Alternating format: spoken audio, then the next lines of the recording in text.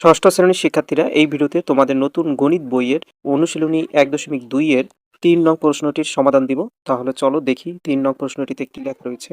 দেখো 3 নং এ লেখা রয়েছে, নিচের কোন সংখ্যাগুলো নির্দেশিত সংখ্যা দিয়ে নিঃশেষে বিভাজ্য। মানে হচ্ছে নিচে তোমাদের কিছু অঙ্ক দেওয়া আছে, এই অঙ্কগুলোর পূর্বে লেখা আছে দেখো 3 দিয়ে, 4 দিয়ে, 6 দিয়ে, 9 দিয়ে এই সংখ্যাগুলোকে ভাগ করা যায় কিনা সেটা দেখিয়ে দিতে হবে। তো যাই হোক, আমরা একে একে সবগুলো অঙ্কের সমাধান দিব। যেখানে প্রথমে দিব আমরা ক নং প্রশ্নের উত্তর। তোমরা দেখো এখানে আমি অঙ্কটা করেই রেখেছি, কারণ এখানে অনেকগুলো অঙ্ক, সবগুলো অঙ্ক যদি ভিডিও চলার অবস্থায় করতে যাই তাহলে অনেক সময় লেগে যাবে, ভিডিওটা অনেক বড় হয়ে যাবে। তাই আমি এখানে সবগুলো অঙ্কই করে রেখেছি, শুধু তোমাদের বুঝিয়ে দিচ্ছি। তো এখানে চারটি অঙ্কই আলাদা আলাদা সংখ্যা দিয়ে বিভাজ্য কিনা সেটা প্রমাণ করতে বলছে। তাই চারটিরই আলাদা আলাদা কিছু নিয়ম রয়েছে। তো আমরা একবার ওই নিয়মটা পেরে গেলেই তোমরা এমনিতেই একটি করলে বাকিগুলো পেরে যাবা। তো আমরা ক নাম্বার শুরু করার আগে আমরা দেখে নিই ক নং-এ প্রশ্নটা কি ছিল। লেখা আছে 3 দিয়ে, এখানে 3, হ্যাঁ এটা 3 দিয়ে 545, 6774, 8535 এই সংখ্যাগুলোকে নিঃশেষে ভাগ করা যায় কিনা। প্রথমে আমরা ক নং এর 545 কে 3 দিয়ে বিভাজ্য কিনা সেটা দেখবো। সেজন্য তোমরা প্রথমে লিখবা আমরা জানি। দেখো এই কথাটা কিন্তু তোমরা বলে দিলে অঙ্কটা ক্লিয়ার হবে, স্মার্ট হবে, ঠিক আছে, স্যাররা কোনো ভুল ধরতে পারবে না। তো কথাটা যে কি দেখো, আমরা জানি যদি কোনো সংখ্যার অঙ্কগুলোর যোগফল 3 দ্বারা নিঃশেষে বিভাজ্য হয় তাহলে সংখ্যাটিও 3 দ্বারা নিঃশেষে বিভাজ্য হবে। এখানে একটা কথা আছে, কোন সংখ্যার অঙ্ক। এখন প্রশ্ন হচ্ছে সংখ্যা কি জিনিস আর অঙ্ক কি জিনিস। দেখো এইখানে 545 আছে, এই 545টা হচ্ছে সংখ্যা, আর ভেঙে ভেঙে যদি বলি 5, 4, 5 এগুলো হচ্ছে অঙ্ক। ঠিক আছে, আশা করি বুঝতে পেরেছো। এবার আমরা কি করব, আমরা লিখেছিলাম যে এই সংখ্যার অঙ্কগুলোর যোগফল। তো সংখ্যার অঙ্কগুলো যোগ করি। এখানে 545 সংখ্যাটির অঙ্কগুলোর যোগফল, এখানে জায়গা নেই, এখানে করছি আমরা 5 যোগ 4 যোগ 5, যোগ করলে হয় 14। দেখো তো এবার 14 কে কি 3 দিয়ে ভাগ করা যায়? অবশ্যই নিঃশেষে ভাগ হবে না, সেটাই তোমরা লিখে দেবে। যা 3 দ্বারা বিভাজ্য নয়, মানে নিঃশেষে বিভাজ্য নয়, লিখে দিলে ভালো, নিঃশেষে বিভাজ্য নয়, নাহলে কোনো সমস্যা নেই। তো আমরা কিন্তু শুরুতেই বলেছিলাম যে যদি সংখ্যাটির অঙ্কগুলোর যোগফল 3 দ্বারা বিভাজ্য হয় তাহলে কিন্তু সংখ্যাটি 3 দ্বারা বিভাজ্য হবে। তো যেহেতু 14 3 দ্বারা বিভাজ্য না, সুতরাং 545 সংখ্যাটিও 3 দ্বারা নিঃশেষে বিভাজ্য নয়। এ হলো ক নং প্রশ্ন। এবার আমরা চলে যাব ক নং এর দ্বিতীয় অঙ্কটিতে। দেখো এবার আমরা ক নং এর 2 নম্বর অঙ্কটিতে চলে আসি। সেখানে সংখ্যাটি ছিল 6774।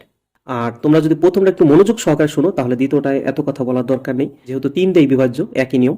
কয়ের 2 নম্বরটা আছে 6774 সংখ্যাটির অঙ্কগুলোর যোগফল, অর্থাৎ ভেঙে ভেঙে আমরা যোগ করব 6 যোগ 7 যোগ 7 যোগ 4, সবগুলো যোগ করলে আমরা পাই 24, আর যা 3 দ্বারা বিভাজ্য। ক্যালকুলেটর চাপতে দেখবা 24 ভাগ 3, তাহলে দেখবা নিঃশেষে ভাগ হয়ে গেছে। তো যেহেতু 3 দ্বারা বিভাজ্য সুতরাং এই সংখ্যাটিও 3 দ্বারা বিভাজ্য। ঠিক আছে, এইগুলো তোমাদের কয়ের 2 নং। এবার আমরা কয়ের 3 নং দেখবো। 8535 সংখ্যাটির অঙ্কগুলোর যোগফল, তো আমরা যোগ করি 8, 5, 3, 5 এই সবগুলো যোগ করলে পাই 21, যা 3 দ্বারা বিভাজ্য, অর্থাৎ 3 7 21 আমরা জানি সবাই। যেহেতু 3 দ্বারা বিভাজ্য সুতরাং 8535 সংখ্যাটিও 3 দ্বারা নিঃশেষে বিভাজ্য। ক্লিয়ার? তাহলে আমাদের ক নং হয়ে গেল। এবার আমরা চলে যাব খ নং এ। এবার দেখো খ নং এর প্রথম সংখ্যাটি ছিল 4542। তো 4542 সংখ্যাটিকে বলেছিল 4 দ্বারা নিঃশেষে বিভাজ্য কিনা। তো যেহেতু এটা 4 দ্বারা নিঃশেষে বিভাজ্যর কথা বলছে সুতরাং এই অঙ্কটা করার পদ্ধতি বা কৌশলটাও একটু ভিন্ন।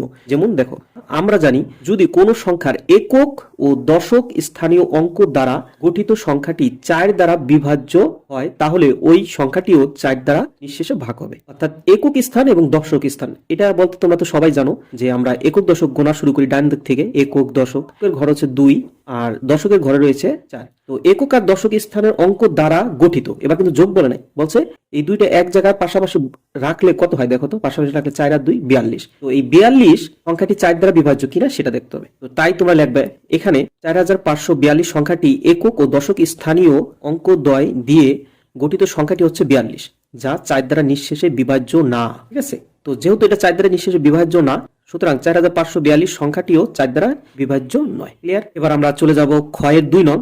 আর ওই আমরা জানি কথাটা কিন্তু বারবার লেখার দরকার নেই, কারণ এটা তো খ নং এর মধ্যে অবস্থিত, একবার লিখলেই যথেষ্ট। এবার ক্ষয়ের 2 নং এ রয়েছে 2184 সংখ্যাটি একক ও দশক স্থানীয় অঙ্ক দুটি দিয়ে গঠিত সংখ্যাটি 84, যা 4 দ্বারা নিঃশেষে বিভাজ্য। অর্থাৎ 84-কে 4 দিয়ে নিঃশেষে ভাগ করা যায়। সুতরাং যেহেতু নিঃশেষে বিভাজ্য তাই আমরা বলতে পারি 2184 সংখ্যাটি 4 দ্বারা বিভাজ্য। ক্লিয়ার? তার মানে প্রথমটা ভালোভাবে বুঝে গেলেই পরেরগুলো তোমরা এমনি পারবা। এবার ক্ষয়ের 3 নম্বর অঙ্কটি রয়েছে 5274। তো 5274 সংখ্যাটির একক ও দশক স্থান দ্বারা গঠিত সংখ্যা হয় কত? এককে আছে 4 আর দশকে আছে 7, তো 74, যা 4 দ্বারা নিঃশেষে বিভাজ্য নয়।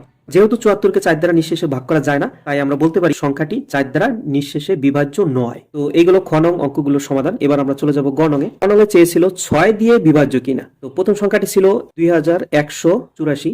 এখন আমরা 2184 6 দিয়ে বিভাজ্য কিনা সেটা দেখবো। তো 6 দিয়ে বিভাজ্যের ক্ষেত্রে তোমাদের দুইটা বিষয় খেয়াল রাখতে হবে, যে 6 দিয়ে বিভাজ্য হতে হলে ওই সংখ্যাটা 2 এবং 3 দ্বারা বিভাজ্য হতে হবে, ঠিক আছে, আলাদা আলাদা করে। তো আমরা সেটাই লিখবো। আমরা জানি যদি কোনো সংখ্যা 2 ও 3 দ্বারা নিঃশেষে বিভাজ্য হয় তাহলে সংখ্যাটি 6 দ্বারা বিভাজ্য হবে। তো একবার আমরা 2 দিয়ে ভাগ দিব, তারপরে আবার 3 দিয়ে ভাগ দিব। দুইবারই যদি নিঃশেষে ভাগ হয় তাহলে বুঝবো আমরা সংখ্যাটি 6 দ্বারা বিভাজ্য। তো প্রথমে আমরা দেখি 2 দিয়ে।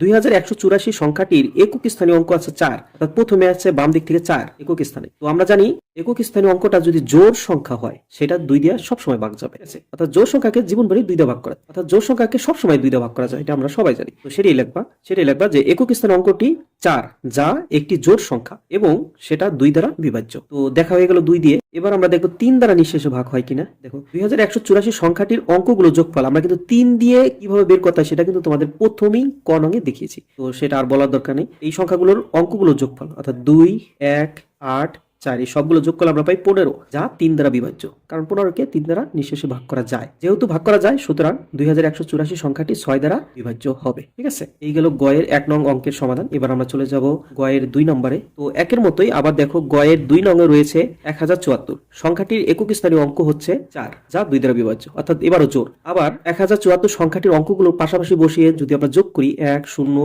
7 4 তাহলে পাই 12, যা 3 দ্বারা বিভাজ্য। 3 4 12 ভাগ করা যায়। তো আমরা বলতে পারি 1074 সংখ্যাটি 6 দ্বারা বিভাজ্য। ক্লিয়ার। এবার গয়ের 3 নম্বর 7832 সংখ্যাটির একক স্থানীয় অঙ্ক আছে 2, যেহেতু এটা জোড় সুতরাং 2 দ্বারা নিঃশেষে বিভাজ্য হবে বা বিভাজ্য। আবার 7 8 3 2 এটাকে আমরা 3 দিয়ে দেখবো যায় কিনা। আর 3 এর নিয়মটা হচ্ছে তোমরা তো জানো, সংখ্যাটির অঙ্কগুলোর যোগফল অর্থাৎ 7 8 3 2 সবগুলো যোগ করলে আমরা পাই 20, যা 3 দ্বারা নিঃশেষে বিভাজ্য নয়। সুতরাং এখানে আমরা দেখতে পেলাম সংখ্যাটি 2 দ্বারা বিভাজ্য কিন্তু 3 দ্বারা বিভাজ্য না।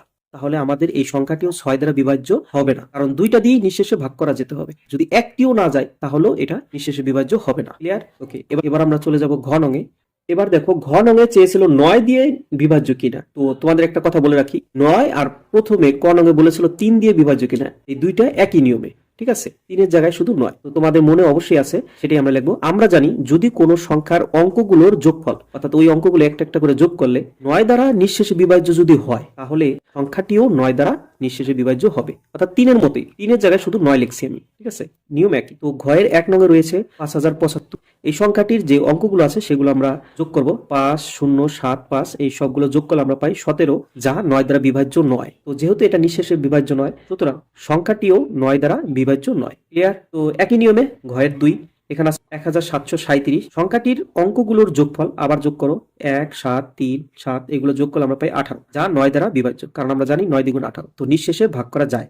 সুতরাং সংখ্যাটিও 9 দ্বারা বিভাজ্য। তো আমরা চলে আসছি ঘয়ের 3 নং এ। তো আমার মনে হয় না যে এটা আবার তোমাদের বুঝিয়ে দেওয়া লাগবে, আশা করি তোমরা বুঝেই গেছো অলরেডি। তো সংখ্যাটি আবার উঠিয়ে এগুলোর যোগ করো। 2 1 9 3 যোগ করলে আমরা পাই 15, যা 9 দ্বারা বিভাজ্য নয়, কারণ কখনোই 9 দিয়ে 15কে নিঃশেষে ভাগ করা যায় না। সুতরাং যেহেতু বিভাজ্য নয় 2193 সংখ্যাটি 9 দ্বারা বিভাজ্য নয়, ঠিক আছে। ওকে, এই হলো তোমাদের 3 নং প্রশ্নের সবগুলো অঙ্কের সমাধান। আশা করি বুঝতে পেরেছো। আজ আর নয়, কথা হবে তোমাদের পরবর্তী সমস্যার সমাধান নিয়ে পরবর্তী ভিডিওতে ইনশাআল্লাহ। ভালো থেকো সবাই, আল্লাহ হাফেজ।